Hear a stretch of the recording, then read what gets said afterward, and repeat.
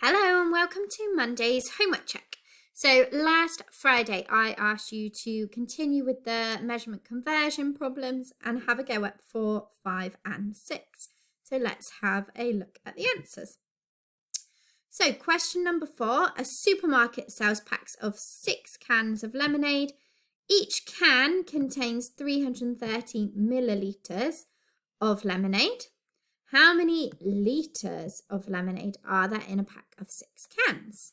Easy peasy. So first of all, we need to work out how many millilitres there are. So if there is 6 cans and each can contains 330 millilitres, we need to take 330 and multiply that by 6 to get our answer. So that will give us 1,980 millilitres.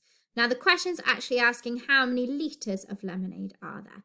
Now, I know that in 1 litre, there are 1,000 millilitres. So I'm going to take my answer here and I'm going to divide it by 1,000. So I'm going to move everything 3 place values. So I'm going to go 1, 2, 3. So my decimal is going to go in there. So that means there is 1.98 litres. In each pack because I've converted my millimetres into litres. Okay, the next question is a little bit different because it involves time. So James has to be home by 4:30 p.m. He is 35 minutes late. Write the time he arrives home in 24-hour time. So we're still converting. We're converting 12-hour time to 24-hour time. So first off, we need to work out when he arrived home. So he was supposed to be home at 4:30 and he was 35 minutes late. So I know that 4:30 add 30 minutes takes me to 5 o'clock because that's half an hour. And then I need to add on my extra 5. So that must mean he is home at 5:05 p.m. However, it's asking us for the 24-hour time.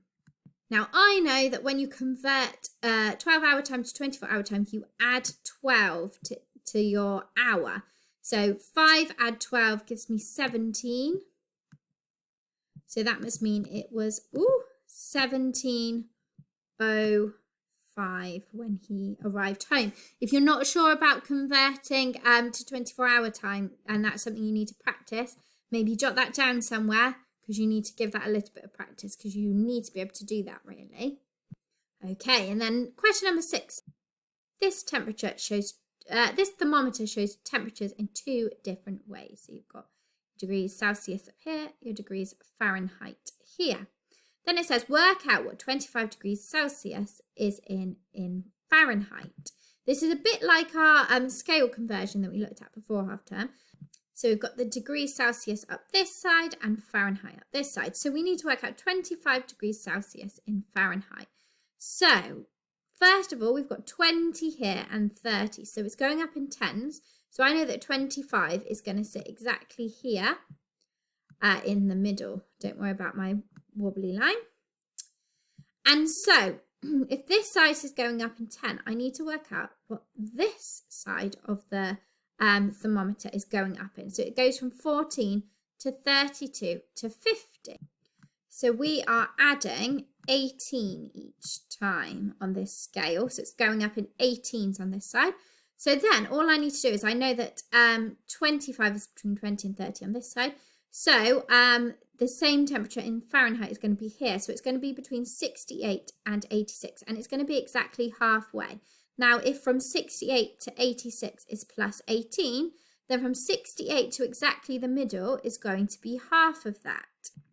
So I'm going to need to add 9 to 68, and that will get me what it is in the middle between the two numbers, because 25 is between the 20 and 30, which will then tell me that it is the same as 77 degrees Fahrenheit.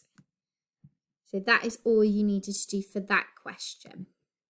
So if for tomorrow you finish page 52 and do questions 7, 8 and 9, having a go at those measurement conversion questions, and then come back tomorrow and see how you got on and see what the next question said.